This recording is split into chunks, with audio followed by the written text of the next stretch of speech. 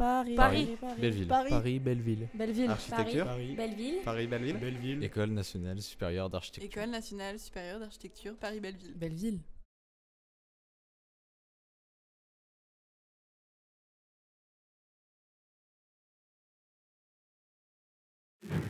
Merci d'être là. Merci surtout à Elisabeth Essaillant de venir parler de son livre.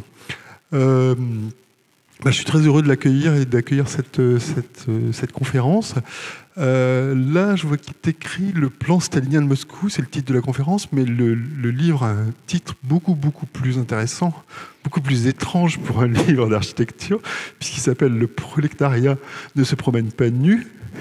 Le sous-titre est un peu plus explicite, mais le titre est quand même très mystérieux.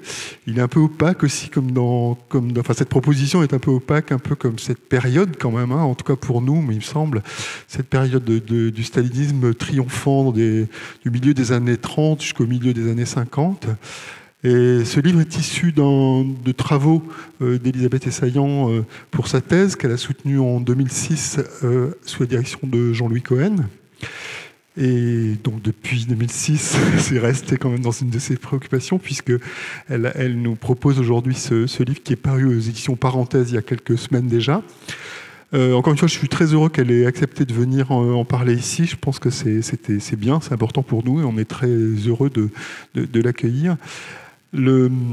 Cette période, a priori, elle nous apparaît comme une sorte de période de rupture incroyable au moment où le stalinisme triomphe et s'installe en Union soviétique. Une rupture avec tout ce mouvement quand même révolutionnaire qui s'est beaucoup marqué quand même dans les arts, dans la musique, dans la peinture et dans l'architecture, avec une sorte d'enthousiasme révolutionnaire à la suite de la Révolution de 17, et qui là nous semble tout d'un coup trouver un point d'arrêt.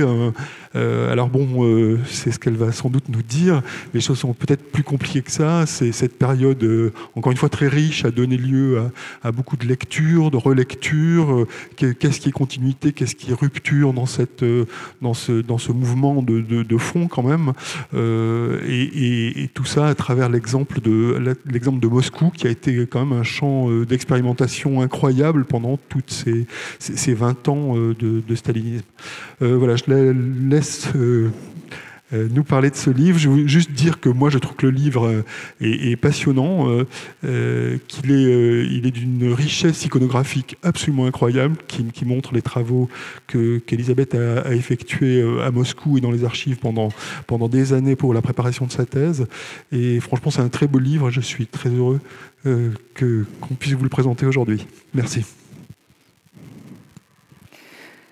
Merci beaucoup François. Et c'est vrai que durant quelques années, j'avais dispensé dans ce même amphithéâtre Bernard Huet un cours sur l'architecture et l'urbanisme de la période stalinienne, un cours que j'avais d'ailleurs auparavant donné à Paris-Val-de-Seine, et quelques promotions d'étudiants. C'était donc plongé dans cette histoire que je n'enseigne plus. C'est pour ça que j'ai particulièrement le plaisir aujourd'hui de revenir sur ce sujet en vous présentant ce livre, effectivement, qui est issu de ma thèse, une thèse qui a été soutenue il y a 15 ans sous la direction donc, de Jean-Louis Cohen, comme le rappelait François Broye, et qui est consacrée aux transformations architecturales et urbaine de Moscou durant les années 30-50, autour d'un plan d'urbanisme adopté en 1935. Alors ce plan a été nommé plan général de reconstruction de Moscou, mais il sera plus communément connu sous le nom de plan stalinien et diffusé sous différents supports, avec toujours cette figure omniprésente de Staline, pour bien souligner la paternité de celui-ci dans la conception de ce projet. Alors, il serait important de préciser que le travail de recherche qui aboutit à ce livre n'était pas motivé par une quelconque admiration pour l'architecture ou l'urbanisme de la période stalinienne, admiration qui a pu être exprimée par des architectes tels que Aldo Rossi ou Bernard Huet. Donc, il y a une certaine ironie de se trouver dans cet amphithéâtre, qui y voyait le retour à la ville, à la rue, à l'îlot. comme vous pouvez le voir ici, dans cette citation d'Aldo Rossi dans la revue Architecture aujourd'hui de 1978, il disait « J'ai d'abord vu le réalisme comme une solution de rechange. Il s'opposait orgueilleusement à l'aspect gris et pénitentiaire de l'architecture moderne. Le réalisme socialiste a été pour moi un épisode glorieux et les nombreux débats qui suivirent en proviennent. » Je n'avais en effet aucune sympathie pour les expressions architecturales ou artistiques de ce que l'on a nommé le réalisme socialiste. Pour autant, je ne partageais pas non plus la vision quelque peu binaire de l'histoire, bâtie sur les oppositions ou les ruptures franches entre les années 30 et les années 20, entre les modernes et les classiques, telles que proposées par certains historiens, et notamment Anatole Kopp dans son ouvrage L'architecture de la période stalinienne. J'ai pris cette citation où, dans l'introduction de cet ouvrage, Anatole Kopp dit « Aujourd'hui, le procès du fonctionnalisme est ouvert dans toutes les écoles d'architecture. Le retour aux formes historiques serait le moyen de restructurer les villes, de leur apporter ce supplément d'âme auquel les habitants aspireraient, de faire renaître l'imprévu, l'insolite, l'irrationnel, qui serait caractéristique des villes anciennes. » Alors, cette réserve que j'ai par rapport à cette vision d'Anatole Kopp n'enlève rien, évidemment, à l'importance de son apport en France pour la connaissance des productions et débats de l'architecture et de l'urbanisme soviétique. Bien plus fertile fut pour moi l'apport de Vladimir Paperny avec l'ouvrage Culture 2, Kultura 2 en russe, écrit la même année 78, mais qui n'a connu la gloire qu'à partir de son édition en Russie en 1996, donc presque 20 ans après. Dans cet ouvrage, Vladimir Paperny propose un modèle d'alternance cyclique de deux cultures, les cultures qu'il nomme 1 et 2, la première se manifestant notamment par l'absence de hiérarchie, par les valeurs de dispersion, d'horizontalité, d'abstraction également, tandis que la seconde par des valeurs de centralité, de hiérarchie, de concentration, de dimension parlante de l'architecture. Alors, ce livre sera, d'ici probablement 2 ans, rendu accessible aux lecteurs francophones, puisque nous avons pour projet de le traduire et de le publier aux éditions de la Villette. En démarrant ce travail de recherche, tout en m'inscrivant dans ces héritages assez contradictoires, je voulais, pour ma part, comprendre la complexité de la fabrique urbaine dans son temps long d'idées et de projets, et la complexité des relations humaines dans un contexte politique d'un régime totalitaire. Alors, il est important de préciser que ce travail de recherche a démarré au moment où, après la chute de l'URSS, les archives s'étaient ouvertes et où j'ai pu avoir accès à des documents qui étaient auparavant inaccessibles, des archives politiques, des archives économiques, techniques, artistiques. Depuis d'ailleurs, une partie de ces archives est redevenue, si ce n'est inaccessible, mais beaucoup plus difficilement accessible. Alors, le plan stalinien de Moscou, ces différentes étapes d'élaboration, ces arbitrages, ces acteurs, qu'ils soient architectes, urbanistes ou dirigeants politiques, est donc au cœur de mon livre. Mais le livre ne se limite pas à ça. Je reviens aussi assez longuement sur le passé tsariste de Moscou pour comprendre de quoi héritent les soviétiques. Alors, ce retour sur le passé de Moscou est extrêmement important, justement pour mesurer les transformations, mais aussi pour évaluer les continuités et les permanences des idées, des objets et des hommes. La permanence étant une des hypothèses très fortes de mon livre. Alors, je montre ainsi, dans les premiers chapitres du livre, comment s'est formée la ville avec sa structure radioconcentrique, tout comme à Paris et à Vienne, de ses anciennes enceintes circulaires, mais aussi ses autres caractéristiques morphologiques plus spécifiques. Le fait notamment que Moscou, jusqu'au début du XXe siècle, reste une ville très basse, à 2-3 étages, et elle est aussi ponctuée, comme on peut le voir sur la photographie de droite, de nombreuses verticales, des clochers de ces églises. Et c'est aussi une ville qui est restée très longtemps, très poreuse, avec un tissu peu dense, où l'on pouvait traverser les îlots par ses cours et arrière-cours. Alors je m'arrête aussi sur les projets et les débats qui ont eu lieu avant la Révolution et plus longuement sur les réflexions sur les modes de vie et la forme de la ville socialiste, donc dans cette nouvelle société, projets et débats qui sont conduits durant les années 20. J'y reviendrai brièvement tout à l'heure. Et enfin, dans les derniers chapitres et en conclusion, je donne également quelques pistes sur l'héritage de l'urbanisme de la période stalinienne dans la ville contemporaine. Alors, le titre, comme le rappelait François Broye, quelque peu intrigant de mon livre, Le prolétariat ne se promène pas nu, n'a évidemment pas été choisi au hasard. Il renvoie à une citation du proche collaborateur de Staline, Lazar Kaganovitch, qui, chargé en 1932 de la direction du plan de Moscou, avait dit la phrase suivante: « On dit que la forme nue, les boîtes nues, c'est le principe du prolétariat. Cependant, le prolétariat ne se promène pas nu, il met une petite cravate, une veste, un pantalon et tout le reste. Et quand il a mis un costume plus propre, il marche avec plus de joie. » Alors avec cette phrase, évidemment, Kaganovitch marque son rejet d'un certain ascétisme stylistique des productions architecturales des années 20 et caractérise ce que le pouvoir politique voudrait avoir comme architecture, avec cet accent mis sur la dimension anthropomorphique, habillée et parlante. Alors, le rôle de l'acteur politique dans la définition du style architectural est aussi une des lignes importantes de mon livre. Alors, on peut dire qu'il y a 3 questions principales qui le traversent. Tout d'abord, je voulais vérifier dans quelle mesure ce projet de 1935, que l'on a toujours présenté comme un projet innovant, un projet exceptionnel, était vraiment en rupture avec les projets précédents, que ce soit ceux élaborés durant les années 20 ou ceux hérités du passé tsariste. J'ai pu montrer ainsi qu'il est au contraire tissé de continuité et d'emprunt à de multiples modèles, qu'ils soient nationaux ou internationaux, assumés ou non, d'ailleurs très souvent non assumés.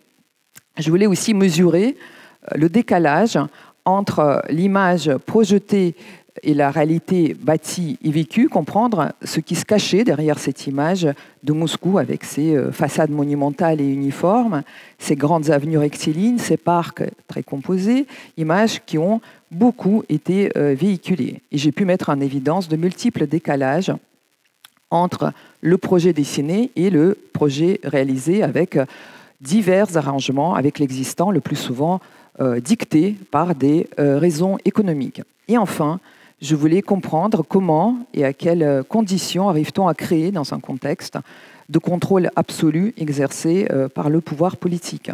Comment les architectes qui avaient des positions totalement différentes de celles du réalisme socialiste ont pu accepter de concevoir suivant les nouveaux préceptes. Qui y arrive et comment font ceux qui n'y arrivent pas. Alors ce terrain et cette période historique constituent de fait un très bon observatoire humain. J'ai pu notamment montrer que les oppositions ne se dessinaient pas nécessairement entre les classiques et les modernes, que certains modernes faisaient venir les classiques et en pleine période de l'avant-garde des années 20, et à l'inverse, certains classiques protégeaient les modernes lorsque le vent va tourner durant les années 30. Ce fut le cas pour l'architecte que l'on voit à droite, l'architecte néo-paladiniste Ivan Joltovski, qui est invité à enseigner au Frutemas par les architectes modernistes Konstantin Melnikov et Ilya Golosov, et qui, à son tour, à partir de la fin des années 30, va protéger ce même Konstantin Melnikov, mais également Ivan Leonidov, tous deux étant soumis à une très très forte critique, à des fortes attaques. De fait, les relations humaines ne sont pas déterminées par l'appartenance à tel ou tel mouvement, mais sont dictées le plus souvent par des sympathies ou antipathies personnelles. Et cette histoire, qui est aussi de la micro-histoire et qui a souvent été d'ailleurs, je pense, négligée, est très importante à faire immerger aujourd'hui. Je peux ainsi montrer comment certains font aussi preuve d'un zèle et de servilité vis-à-vis du pouvoir politique qui dépasse très largement la nécessité de se protéger et expriment des critiques qui peuvent avoir de très lourdes conséquences pour leurs confrères.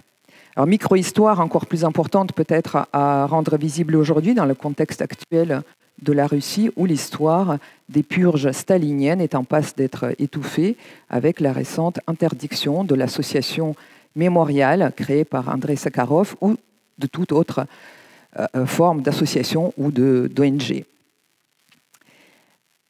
Alors aujourd'hui, je ne vais évidemment pas faire le résumé du livre qui fait 285 pages, mais vous en offrir un aperçu en insistant sur un aspect particulier, celui de la diffusion et de la communication visuelle de ce plan de Moscou en 1935, Moscou de 1935.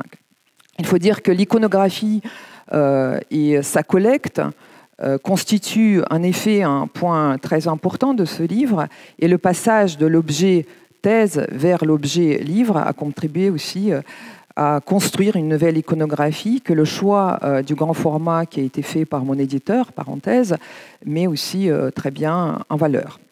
Alors avant de vous présenter cet aspect de diffusion et de communication visuelle, il est important peut-être de situer brièvement ce projet dans le contexte des débats de l'époque. En effet, à la fin des années 20, en URSS, un important débat va prendre place sur le contenu et la forme de la ville socialiste, débat qui réunit divers acteurs, urbanistes, sociologues, médecins, économistes et évidemment architectes.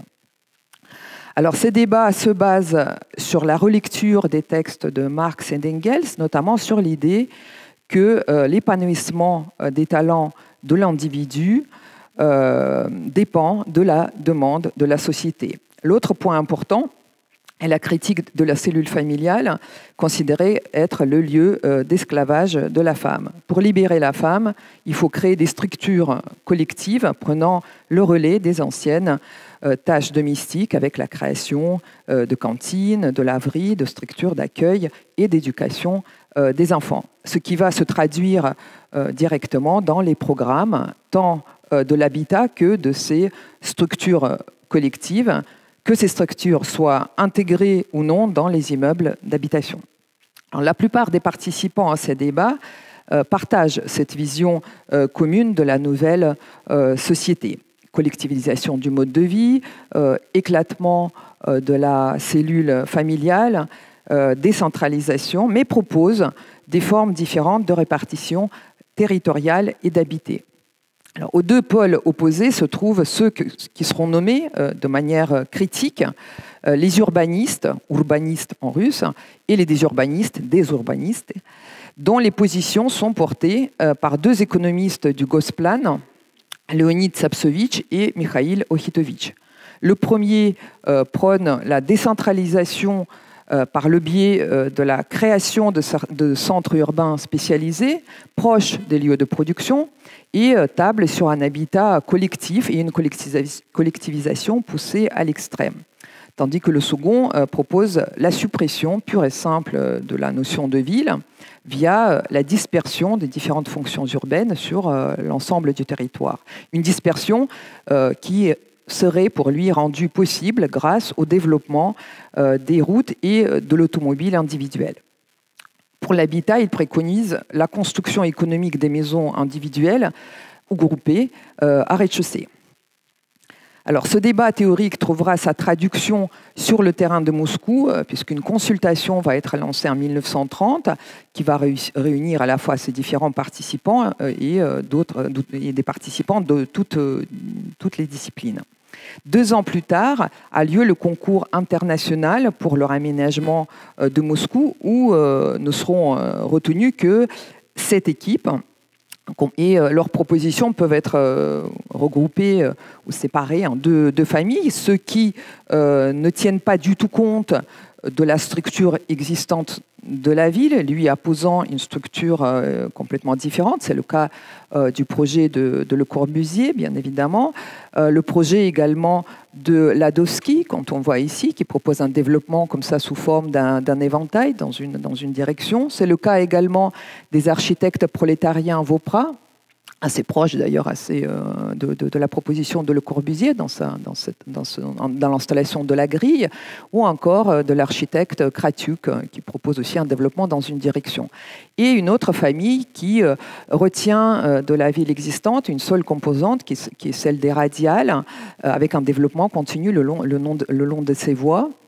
Et c'est le cas donc de l'équipe de Ernst May, de Hans Meyer et également de l'architecte russe Georgi Krasin. Toutes ces propositions vont être durement critiquées et c'est autour de la vision centralisatrice et de la volonté de partir de la ville constituée avec ses caractéristiques géomorphologiques, dont le fleuve et évidemment la structure radioconcentrique, que l'équipe cherchait de l'élaboration du plan doit désormais composer. Deux acteurs vont se voir confier de manière totalement séparée la tâche d'élaborer ce plan avec leurs équipes respectives. D'une part, l'urbaniste Vladimir Semyonov, qui au début du XXe siècle avait vécu en Angleterre, était très proche d'Unwin, puisqu'il a d'ailleurs travaillé avec Unwin sur la cité-jardin Letchworth, et avait publié en 1912 ce qu'on pourrait considérer comme le premier manuel d'urbanisme, l'aménagement des villes. Et l'autre équipe, dirigée par Kurt Meyer, que l'on voit ici, présenter son projet. Et encore aujourd'hui, bien que le rôle joué par Semyonov dans l'élaboration du projet de 1935 et le rôle joué par Meyer ne fasse aucun doute, il y a beaucoup de travaux récents d'historiens allemands qui consacrent l'étude à la figure de Kurt Meyer. Néanmoins, ces noms ne sont pas vraiment passés à la postérité et ce plan reste pour beaucoup l'œuvre non pas d'un auteur ou des auteurs, ni même d'un collectif d'auteurs, mais d'un acteur politique, Staline.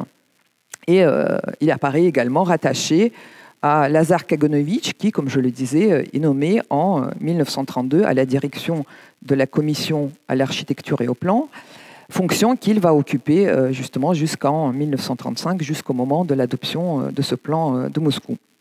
Kaganovich sera également en parallèle à la direction de la construction du métro. On le voit d'ailleurs ici sur cette affiche de Cloutis, sur le chantier, représenté avec le casque de chantier et les outils dans une forme d'action directe sur la participation de la reconstruction. Si les archives permettent aujourd'hui de relativiser quelque peu l'importance de Staline dans ce projet d'urbanisme, elles montrent en revanche l'importance véritable du rôle joué par Lazar Kaganovich. En juin 1931, déjà, dans un rapport portant sur la réorganisation socialiste de Moscou et des autres villes de l'URSS, rapport d'ailleurs traduit en français, il clôt le débat sur la ville socialiste en ces termes. Nos villes sont devenues socialistes au moment de la Révolution d'octobre. Nier le caractère socialiste de nos villes, c'est partir d'un point de vue tout à fait faux, menchevique. Et il critique les positions selon lesquelles il faudrait cesser de regarder ailleurs et juger que le système radial et le système en échiquier serait capitaliste, le système linéaire serait petit bourgeois. Et il appelle à ne pas mélanger l'analyse historique du passé avec les objectifs de ceux dont nous avons besoin. Alors ce raisonnement le conduit assez naturellement à poser la question de ceux dont nous avons besoin. Il est clair que nous ne pouvons et ne devons copier des villes anciennes, ni médiévales, ni antiques, ni bourgeoises, mais rien n'empêche d'aller chercher ailleurs. Nous n'avons jamais rejeté, dit-il, la technique bourgeoise de l'économie communale. Nous n'avons pas rejeté le fait que l'appartement confortable et une belle maison, une circulation commode, tout ce qui soulage la vie du peuple a été inventé à l'étranger. Mais c'est notre affaire. Nous devons le prendre aux personnes isolées pour qu'elles deviennent accessibles aux millions, deviennent accessibles au peuple. Alors technique, confort, beauté apparaissent ici comme les trois principaux axes de cette conquête.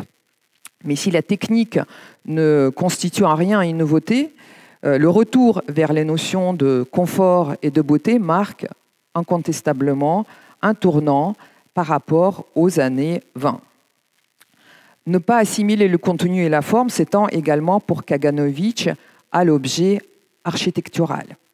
Certains considèrent, dit-il, qu'il doit y avoir une architecture prolétarienne, une architecture reflétant l'idéologie du prolétariat. Mais inventer une telle architecture, prévoir à l'avance que telles lignes sont prolétariennes et telles lignes bourgeoises, ça, camarades, ce sont des fadaises. Donc rien n'interdit dès lors de puiser à des sources variées en empruntant certains éléments grecs, certains éléments de l'américanisme. Pour répondre à cette aspiration de l'ailleurs, la presse architecturale va se doter en 1934 d'une nouvelle revue, L'architecture à l'étranger, ou littéralement l'architecture au-delà des frontières, Architectura за рубежом en russe, qui, malgré sa très courte durée de vie, puisqu'elle va cesser de paraître en 1937, offre un panorama très large des réalisations architecturales et urbaines contemporaines. Quelles sont les grandes lignes de ce projet ? Alors que les projets des années 20 insistaient sur l'abolition de la différence entre la ville et la campagne, proposaient une vision horizontale et une répartition régulière des fonctions et des établissements humains sur le territoire, le plan de 1935, tout en réitérant ce discours sur l'abolition de la différence entre la ville et la campagne, va réinstaurer une hiérarchie franche entre les deux et ne renseigne que ce que se trouve dans le nouveau périmètre urbain élargi.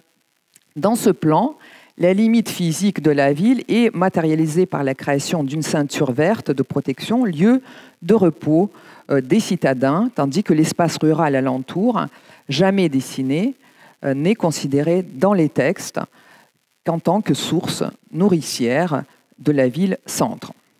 Alors cet accent mis sur la centralité et la protection de Moscou se décline à plusieurs échelles.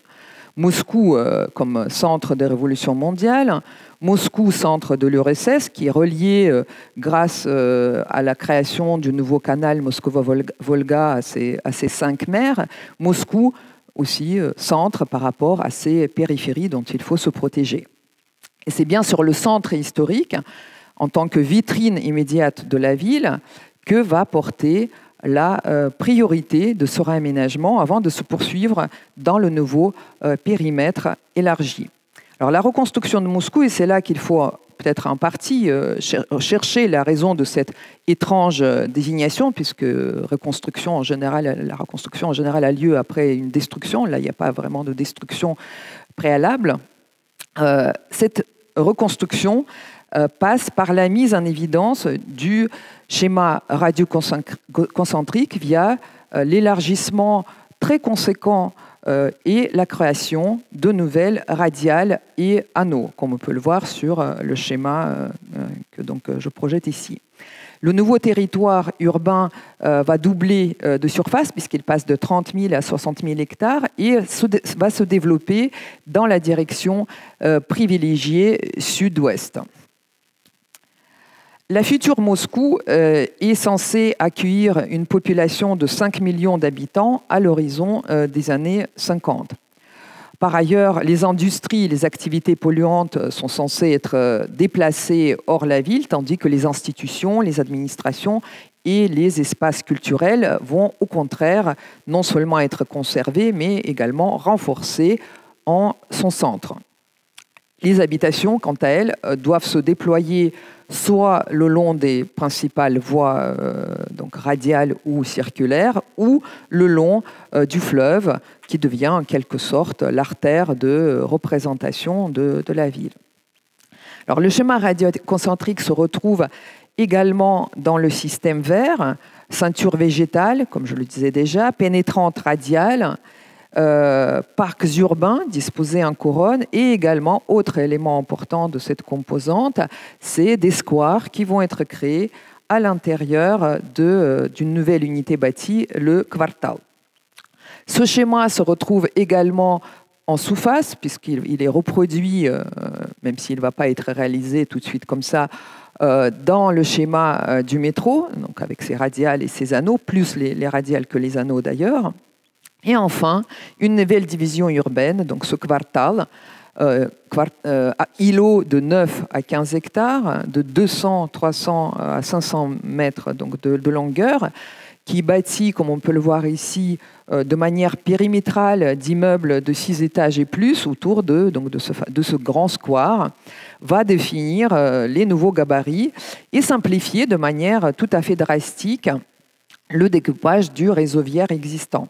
Il faudra attendre cependant la fin de la période stalinienne et les premières années de Khrouchtchev pour que ces quartals soient vraiment réalisés comme ils avaient été prévus. Ici, on voit un morceau du territoire sud-ouest, justement, qui ont commencé à être réalisés vers 52 et terminés en 57. Et au-dessus, la vision des intérieurs de ces îlots.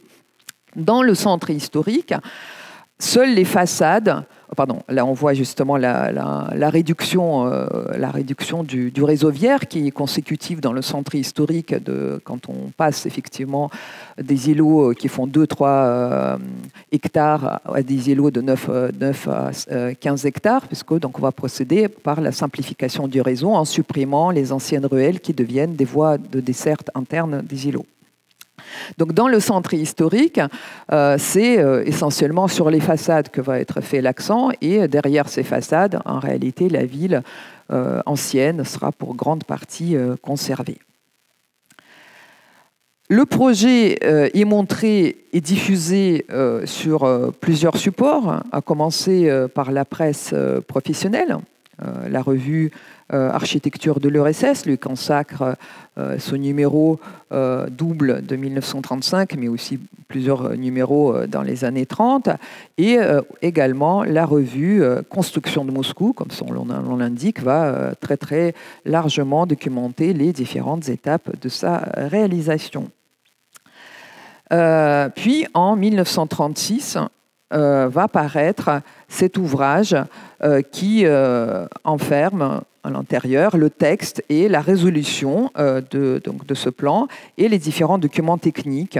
Ouvrage tout à fait luxueux sur la couverture duquel on peut voir Lénine en médaillon et Staline tourné de 3/4 sur fond de la grande perspective de Moscou. D'ailleurs, c'est une image assez énigmatique puisque le fleuve les sépare, donc on peut aussi avoir quelques interprétations. Est-ce que le fleuve les sépare ou les réunit? Parce qu'il y a plusieurs ponts comme ça qui rayonnent depuis la tête de Lénine.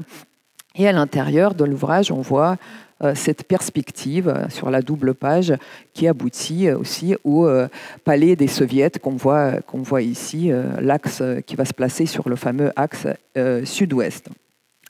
Mais la presse professionnelle n'est pas l'unique support de cette diffusion. Elle est non seulement publiée dans la presse généraliste, mais se diffuse sous d'autres formes qui vont directement aller chercher le citoyen dans ses lieux de vie.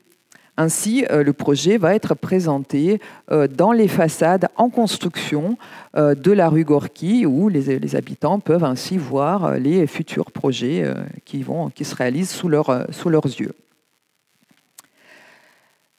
Je vais m'arrêter pour cette présentation sur 3 objets particuliers qui illustrent très bien cette diffusion hors champ exclusivement professionnel. Un album illustré intitulé « Moscou en reconstruction », un poème pour enfants, « La maison déménagée », et un film de fiction, « Nouvelle Moscou », tous 3 datant de la même année 1938. En 1938, paraît aux éditions Isostat, qui signifie représentation statistique, un grand album de forme carrée, 34 cm par 34 cm, 420 pages, étiré à 5500 exemplaires, avec un titre qui, Moscou en reconstruction, album de photographies, de schémas topographiques et de diagrammes, qui semble le destiner à un public de spécialistes.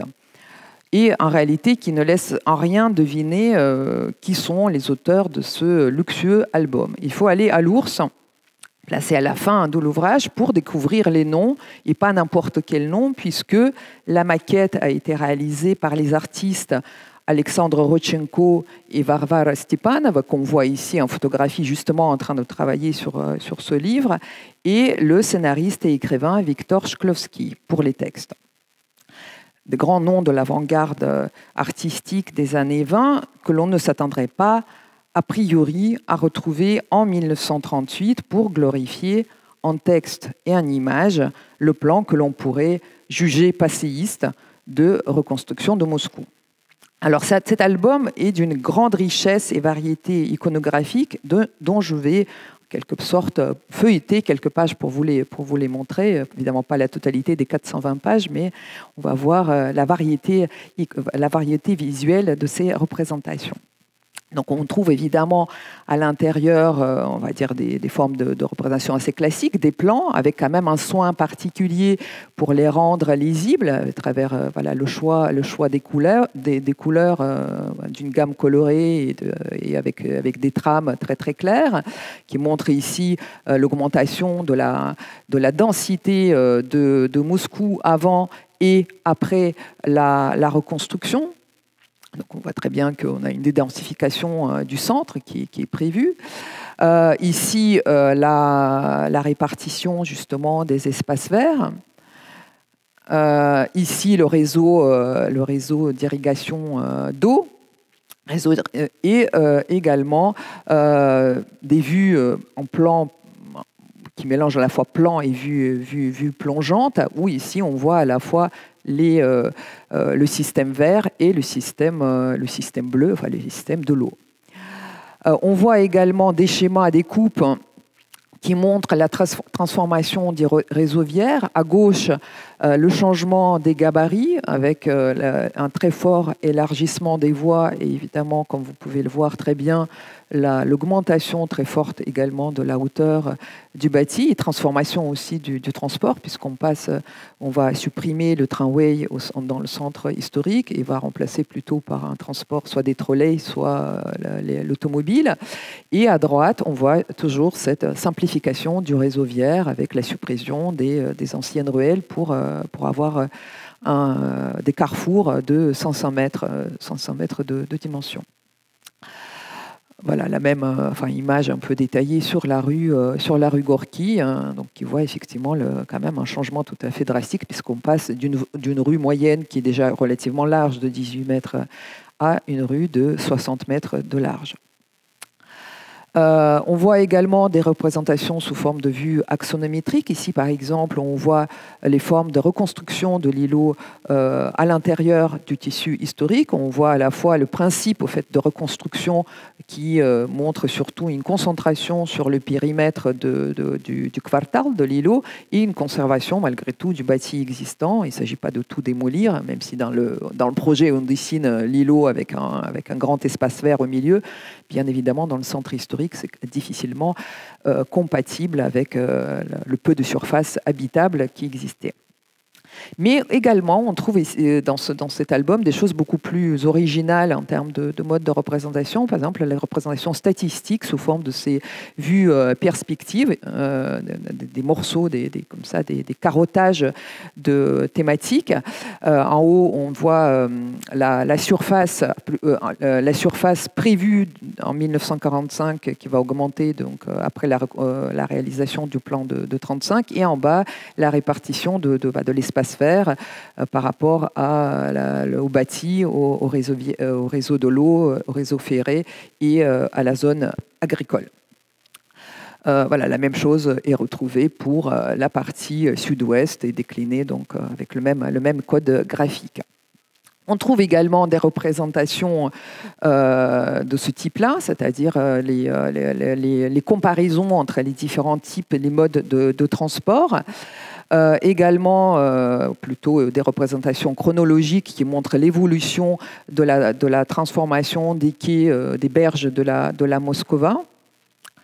ou encore la transformation du bassin fluvial avec la création du canal Moskova-Volga qui va rendre accessible Moscou aux 5 mers de l'URSS. Et ici, on voit une comparaison qui compare Moscou aux autres villes européennes, Paris, Prague, Budapest, Moscou, la Moscou ancienne, Vienne, Leningrad et Moscou, chacune représentées par les monuments symboliques de chaque ville, Moscou étant représenté par le palais des soviets qui ne sera jamais réalisé mais qui va être un projet à partir de 1932.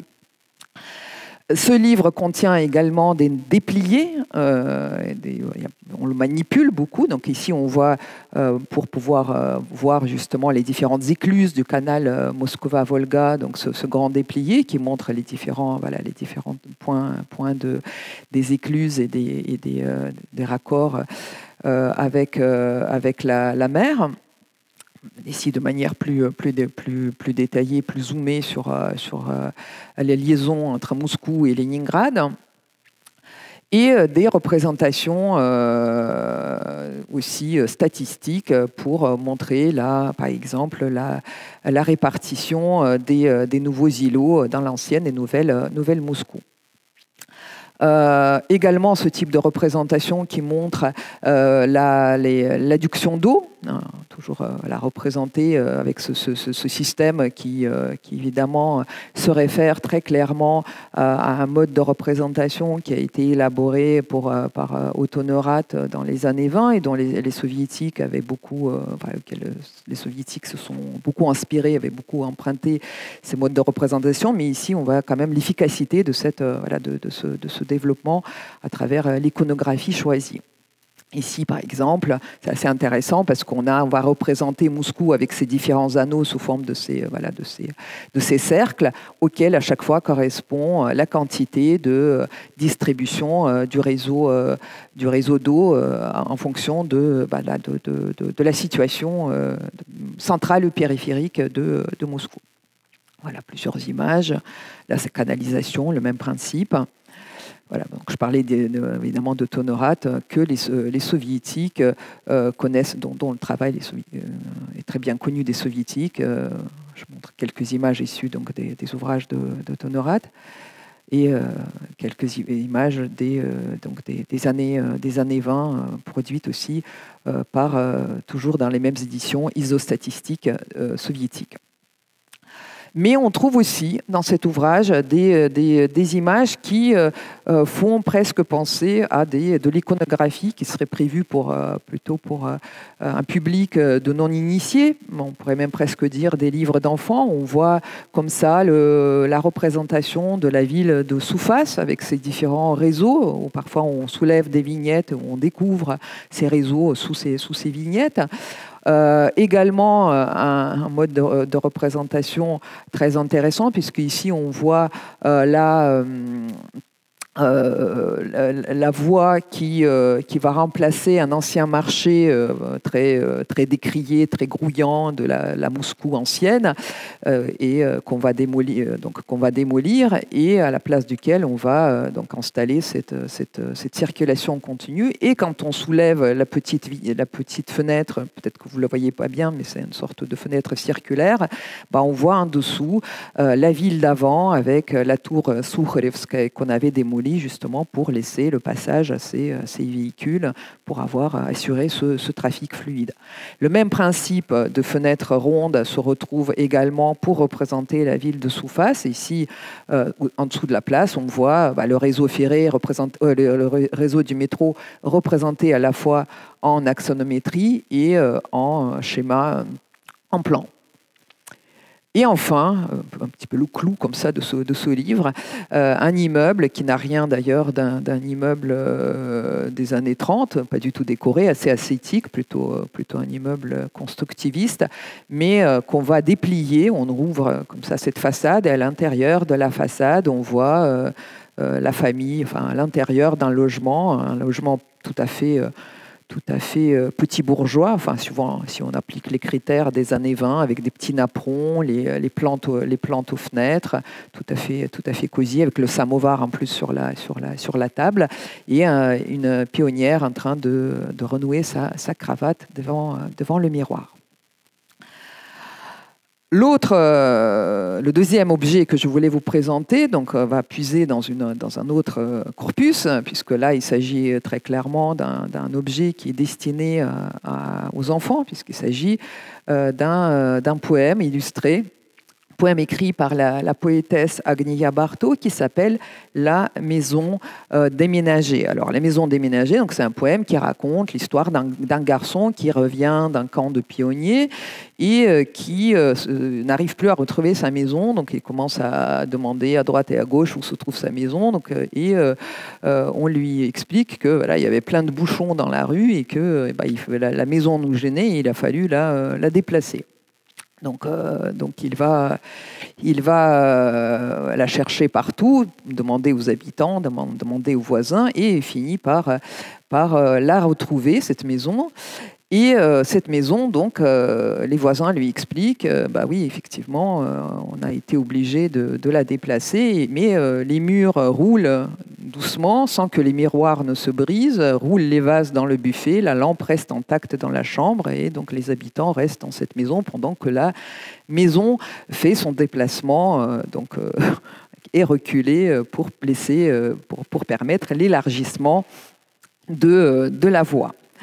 Alors cette iconographie, c'est ce poème lui-même qui décrit cette pratique qui arrive donc dans un livre d'enfants, renvoie en réalité à une pratique qui va être tout à fait courante à cette époque, puisque on va utiliser effectivement ce mode opératoire de déplacement des bâtiments qui vont être coupés de leur fondation, ceinturés, soulevés par des vérins, déplacés sur des rails qui sont donc préalablement installés sur toute la longueur du trajet, sur plusieurs mètres, comme vous pouvez le voir sur ces images, et donc déménagés dans cette Moscou en reconstruction.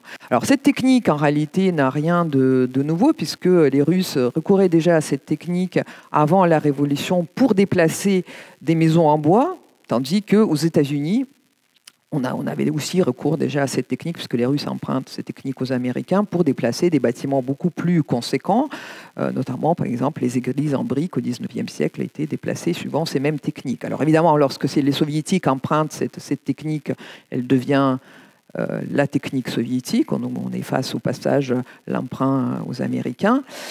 Elle va être déployée, il y a une sorte de déploiement sans précédent durant une période assez concentrée des années 30. Près de 40 bâtiments vont être déplacés dans le centre historique de Moscou durant la réalisation du plan.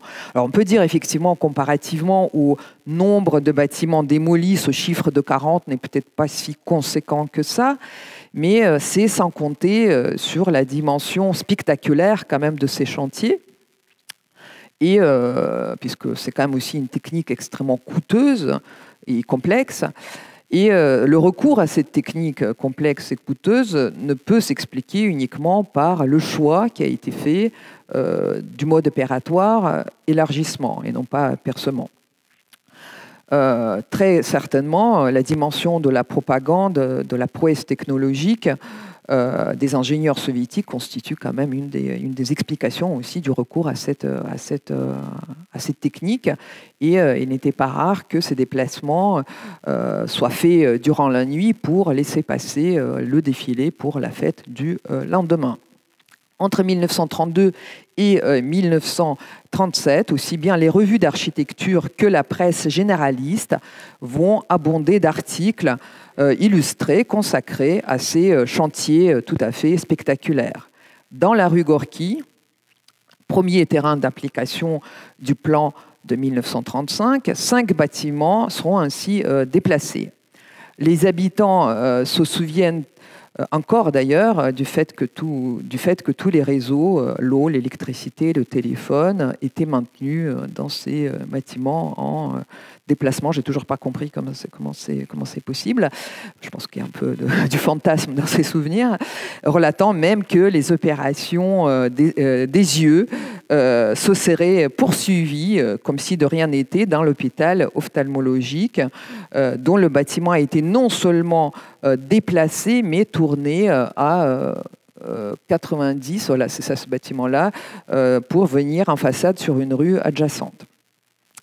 Alors ici, sur cette image, à gauche, on voit un bâtiment Art Nouveau qui s'appelle Savinskaya Podvorye, qui n'était pas frappé d'alignement, mais qui était déplacé au fond d'une cour parce que son style, en réalité, ne correspondait pas aux attentes stylistiques classiques de l'époque, et sa façade, dont vous voyez ici la mode nature, ne pouvait difficilement être rhabillé avec une façade un peu régulière, ce qui d'ailleurs, ce déplacement lui a d'ailleurs valu d'être conservé. Et à droite, voilà, on le voit ici, il se situe ici dans la rue, et déplacé au fond de la cour, et un nouveau bâtiment vient donc habiller cet îlot pour faire croire que c'est un grand îlot uniforme, alors qu'évidemment derrière, comme vous pouvez pas voir sur les images, beaucoup de bâtiments perdurent. Même chose à droite, sauf que c'est une configuration un peu différente. C'est la maison du gouverneur, donc, qui va devenir le siège du Mossoviet, et qui, là, pour le coup, se trouve du côté de la rue, frappé d'alignement, et pour les besoins, donc, évidemment, de ce nouvel ensemble, le bâtiment va être déplacé de 12 mètres. Venons-en maintenant pour vers le troisième objet spectaculaire de cette diffusion, qui est le film La Nouvelle Moscou. Alors, ce film est tourné en 1938 par Alexandre Medvedkin, le concepteur du fameux Cinétrain, en 1932. Cinétrain qui était un train qui permettait de circuler sur le réseau ferré de l'Union soviétique afin de faire visionner les films dans ces wagons. Donc il y a un train qui était transformé à la fois en espace de projection et de vie pour l'équipe de films qui se déplaçait, et qui permettait aussi à la fois de faire des projections dans les campagnes, mais également filmer in situ toutes les, on va dire, les progrès de la collectivisation dans les campagnes. Ce film, Novaya Moskva, Nouvelle Moscou, devait sortir sur les écrans en janvier 1939, mais est resté, comme on dit, sur étagère jusqu'à son exhumation tardive. D'ailleurs, donc Chris Marker, dans son film Le tombeau d'Alexandre, un film qui est consacré à Alexandre Medvedkin, qui paraît en 1992, y fait référence. Et 11 ans plus tard, en 2003, ce film a été projeté lors du festival Gel et Dégel qui s'est tenu au centre Georges Pompidou. Et c'est d'ailleurs à cette occasion que j'ai pu, pour la première fois, visionner ce film. Depuis, il a connu une très large diffusion. Vous le trouverez très facilement sur Internet, y compris sous-titré. Mais voilà, il a cessé d'être un objet un peu confidentiel. Et si on regarde les archives, elles ne montrent pas vraiment les raisons, ne permettent pas encore de comprendre les raisons d'interdiction de ce film, qui est tout entier consacré à glorifier le plan général de reconstruction de Moscou et son génial concepteur Staline. Alors, le film met en scène un trio amoureux que réunit la préparation de la présentation publique du plan de 1935 et de ses premières réalisations, présentations dont chacun est un acteur important. En haut à gauche, on voit le jeune ingénieur Alyosha qui est chargé par ses camarades d'apporter la maquette animée de Moscou qu'ils ont tous ensemble fabriqué loin de la capitale, dans les marais infestés par les moustiques en Sibérie. À droite, en haut, on voit le peintre Fedya qui essaye depuis un balcon d'immortaliser la vue de l'ancienne Moscou, toujours en vue de l'intégrer dans cette animation de la transformation de Moscou pour l'exposition. Et enfin, évidemment, c'est un trio, il faut quand même une femme dans l'histoire. Il y a donc l'héroïne du film, Zoé, qu'on voit en bas, qui était d'ailleurs l'actrice préférée de Staline, qui, dans le film, joue le rôle de la commissaire de cette exposition et qui est courtisée par le peintre qu'on voit en haut et qui tombe amoureuse de l'ingénieur Aliosh qu'elle rencontre dans le train qui le mène de Sibérie à Moscou. Alors ce film est tout à fait particulier puisqu'il assemble plusieurs matériaux. Scènes filmées en décor naturel, rue, métro, mais aussi en studio, des documents d'archives ou de journaux filmés montrant la démolition des bâtiments et également des réalisations en cours, puisqu'en 1938 déjà il y a un certain nombre de réalisations qui sont sorties de terre. Il assemble également des dessins qui sont puisés dans le corpus des revues architecturales, mais également des dessins réalisés spécifiquement pour les besoins du film. Donc une très riche iconographie.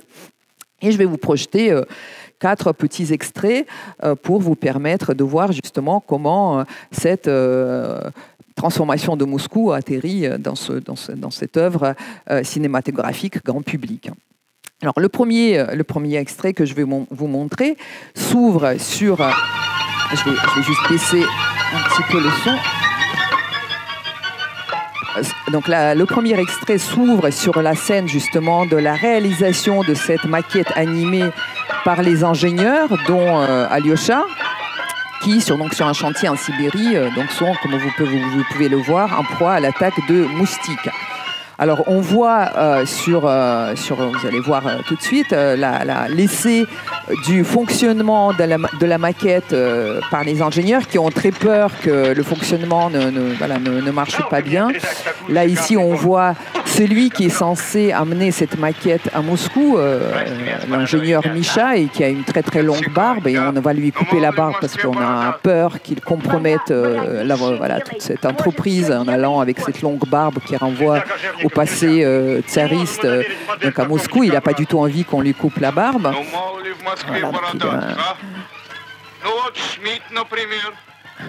Et pendant ce temps-là, les ingénieurs testent le bon fonctionnement de la maquette et surtout veulent s'assurer que tout va bien se passer. Ici, on voit sur la maquette un point vraiment central de Moscou. On voit une chapelle en train d'être enlevée par la grue.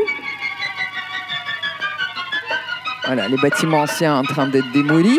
Et à la place émerger les nouveaux bâtiments, dont l'hôtel Moscou, qui était le premier bâtiment réalisé dans le cadre de cette reconstruction. D'abord, comme on peut le voir ici, sous les échafaudages, puis voilà, une fois les échafaudages enlevés, donc on voit sa belle façade. Alors, cet ingénieur dont on vient de couper la barbe est censé apporter cette maquette, mais il s'avère que il avait entre-temps dit à cet ingénieur Alyosha qu'il voulait profiter de cet envoi à Moscou pour y rester parce qu'il n'en pouvait plus d'être mangé par les moustiques. Et Alyosha vend la mèche en disant, voilà, il lui a dit en aparté qu'il avait ce projet de rester à Moscou. Et donc, c'est finalement Alyosha qui va être envoyé à sa place à Moscou, mais pas tout seul, chaperonné par sa grand-mère, afin d'éviter aussi qu'il ne soit séduit par la beauté de la capitale et le confort évidemment de la capitale, mais c'est pas à la beauté de la capitale qu'il va succomber, mais à la beauté d'Ozoï qu'on avait vu tout à l'heure en image. Donc c'est lui qui va se rendre à Moscou. Le second extrait qu'on va voir, c'est un extrait qui montre le peintre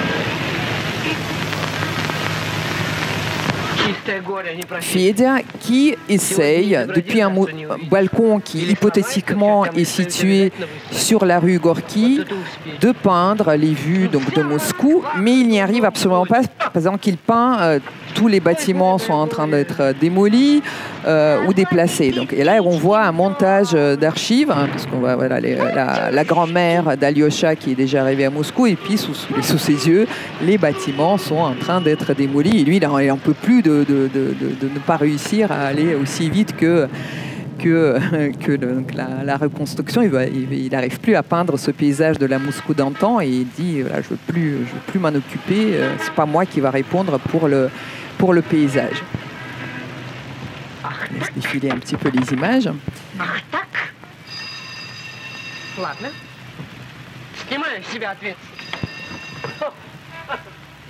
Et les images qu'on voit des démolitions, c'est justement les premières images, les mêmes d'ailleurs qu'on voyait sur la maquette animée de ce vraiment centre tout en bas de la rue Gorky. Donc là, on voit justement cette fameuse façade qu'on voyait tout à l'heure en maquette de l'hôtel Moscou.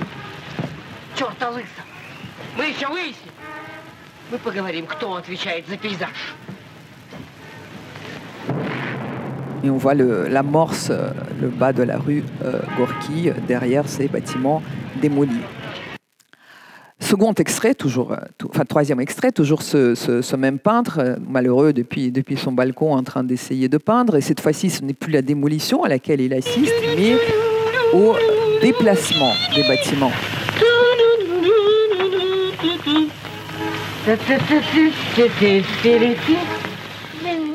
Alors, pour les besoins du film, le déplacement des bâtiments ne va pas se faire dans la profondeur de la parcelle, ce qui évidemment est logique, mais les bâtiments se déplacent comme des wagons. Et donc on voit sous ses yeux ce bâtiment qui est en train de partir alors qu'il n'a pas fini sa composition. Et en même temps, qu'il proteste contre ce déplacement, on voit la même scène qui se passe depuis l'intérieur, dans laquelle la grand-mère d'Alyosha va venir rendre visite à sa sœur. Et au moment où elle arrive dans l'appartement, on le voit ici, vous voyez ce bâtiment qui se déplace avec le Moscou qui se passe derrière.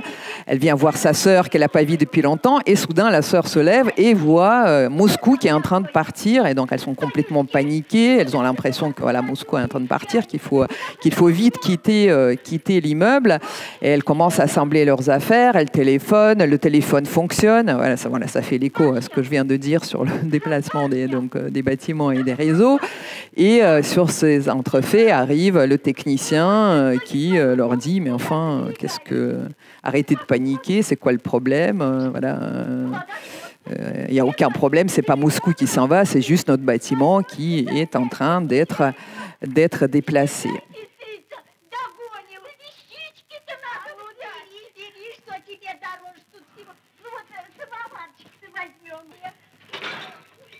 Donc voilà, donc le technicien arrive, voilà, ils sont en train d'embarquer les plantes, donc il les calme, et la grand-mère finit par cette phrase « Moscou, c'est devenu un meuble ou quoi ?» Donc voilà, il y a cette idée effectivement de l'immeuble qui devient meuble en étant déplacé. Enfin, donc la dernière séquence, arrive le moment de la présentation publique de l'exposition.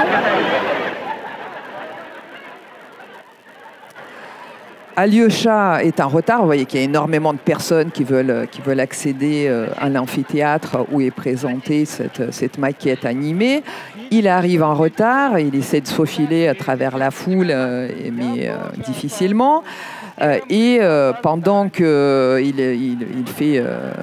essaye de passer à travers cette queue, les choses ne se passent pas du tout comme prévu. L'inquiétude qu'on avait exprimée lors de la fabrication de maquettes va évidemment soit réalisée, et le film qui fait avec cette maquette animée va partir à l'envers puisque personne ne sait manipuler cette animation, et au lieu de voir la réalisation du plan apparaître sous les yeux, c'est exactement le contraire qui se passe, puisque c'est la Moscou d'antan qui apparaît sous ces images, la Moscou des églises, la Moscou des bâtiments en bois. Alors c'est probablement, là ici on voit le temple du Christ Sauveur, qui est un temple qui était dynamité pour la réalisation du palais des soviets. Et donc là, ça y est, on le voit réémerger de ses cendres, on voit toutes ces églises réapparaître. Alors c'est probablement, enfin c'est une des hypothèses que l'on pose pour l'interdiction du film, puisque évidemment, je vais mettre un petit peu le son. On voit que le public, évidemment, est hilar face à cet incident. Voilà, je vous montre un petit peu, là, c'est le temple Christ Sauveur qui est en train de... Voilà, c'est la grande panique. Donc on voit les mêmes scènes qu'on voyait tout à l'heure remonter à l'envers. Et fort heureusement, Alyosha arrive et remet les manettes au bon endroit et le film repart dans le bon ordre, commenté par Zoya. Московские большевики проделали колоссальную работу. Взорваны старые дома и открываются просторы будущих проспектов.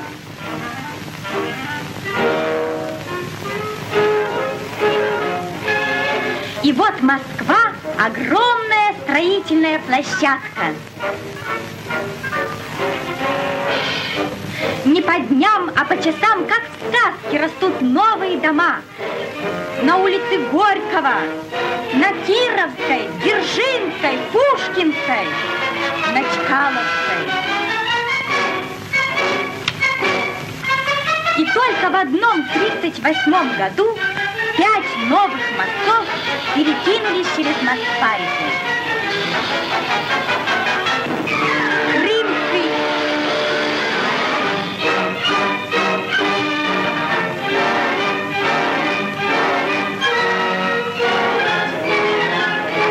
протекала речка Химка, на месте старого кирпичного завода воздвигнут Химкинский речной вокзал. А теперь посмотрите, товарищи, что сделают большевики с Москвой завтра. Новая вокзальная магистраль. Проспект Академии наук. Площадь Маяковского. Пушкинская площадь. Площадь Восстания. За Ленинскими горами в сторону Кунцева и Царицына вырастет новый район Москвы, юго-запад. Наше московское метро свяжет этот гигантский новый город с центром Москвы.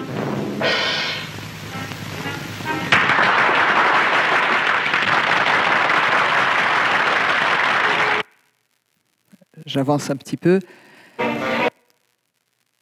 Et donc là, on voit le palais des soviets, donc au fond, dans une vision d'ailleurs qui rappelle plutôt décollage, qui se rapproche presque au film Métropolis que la Moscou unitaire telle qu'on l'a présentée tout à l'heure dans les plans. Et donc cette grande perspective sur le palais des soviets, donc qui était censé devenir le centre de composition de tout Moscou, dont tous les gabarits sont réglés là-dessus.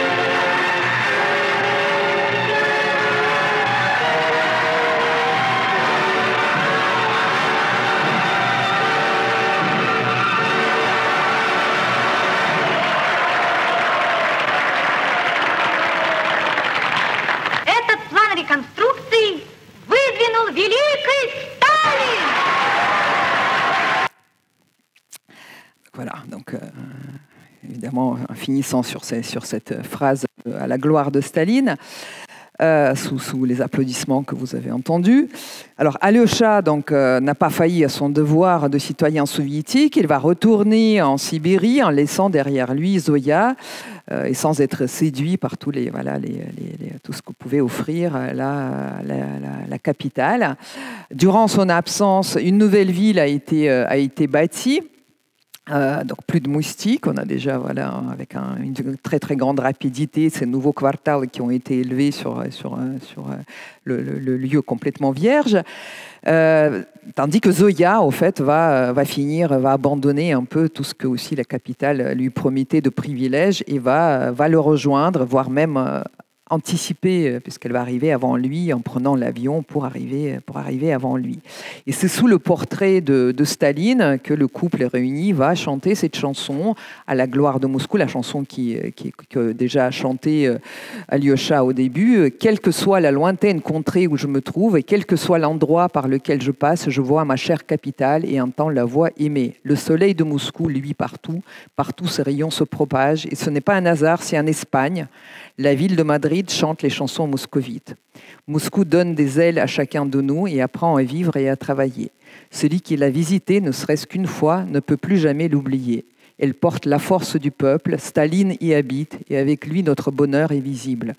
Partout, ces combats nous mènent de plus en plus loin. L'ennemi peut toujours rêver d'un nouveau cours sanglant. Il ne passera jamais à travers notre capitale, à travers notre pays. Alors cette chanson a été restitué évidemment sans ambiguïté le contexte de militarisation croissante, on est dans un contexte un peu similaire en ce moment, dans lequel est conçu et diffusé ce projet d'urbanisme. Le choix des grandes largeurs des voies et la profondeur du métro ne sont en effet pas uniquement dictés par le confort des habitants et le désir d'anticiper les bouchons. Alors, cette chanson, d'ailleurs, a été composée par le poète et parolier Mikhail Issakovsky, auteur de l'autrement plus célèbre Katyusha, écrite la même année 1938 et qui connut une diffusion hors frontières soviétiques qu'aucun plan d'urbanisme ne saurait concurrencer. Donc, pour conclure, j'aimerais réinterroger le caractère exceptionnel de ce projet, devenu un modèle pour les autres villes de l'URSS, puis de l'ancien bloc de l'Est. On pourrait en effet se demander si ce plan d'urbanisme n'est pas juste un simple rattrapage tardif et amplifié des projets d'aménagement du XIXe siècle, que Moscou n'a pas connus, réactualisés par les innovations technologiques du début du XXe siècle. A-t-il des spécificités que les nombreuses sources auxquelles il a puisé ne posséderaient pas? Ne réside-t-elle pas avant tout dans la structure centralisée de la conception et de la gestion architecturale et urbaine qui va être mise en place, ainsi que dans les facilités offertes par le régime exceptionnel pour un projet d'urbanisme, le régime foncier de la nationalisation du sol. De fait, sans ce régime foncier, le choix forcément très coûteux d'élargissement des voies, avec ce que cela signifiait de destruction et de déplacement de bâtiments de valeur, n'aurait probablement pas pu être fait. Quant à l'élément le plus identifiable du projet, les grands quartals, leur originalité se situe davantage dans leur hypertrophie que dans leur plan. Ce sont bien les dimensions de ces nouvelles unités bâties qui ont transformé la perception et la pratique de la ville.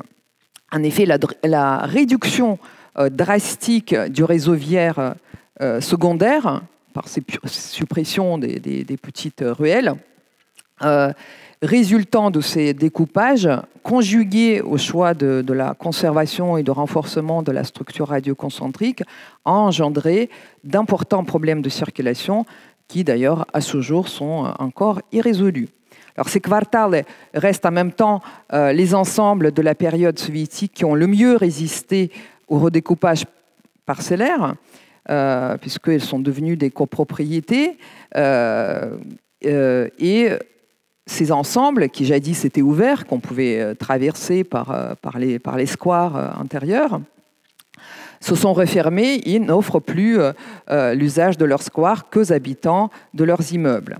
Donc le retour à la propriété privée, en mettant fin à cette porosité du tissu, a accentué finalement la vision de la ville depuis ses grandes artères, telles que véhiculées dans les dessins et les films que je vous ai montrés aujourd'hui, représentations visuelles qui ont largement aussi contribué à forger une image d'un projet abouti en décalage avec sa réalisation effective. Et j'aimerais terminer sur cette photographie du photographe Gabriele Basilico, issue de son album Moscou vertical, où l'on voit d'en haut, derrière les façades monumentales, la permanence du tissu ancien et illustrant au mieux cette dimension d'arrangement et de bricolage derrière le discours de contrôle et de maîtrise technique. Merci.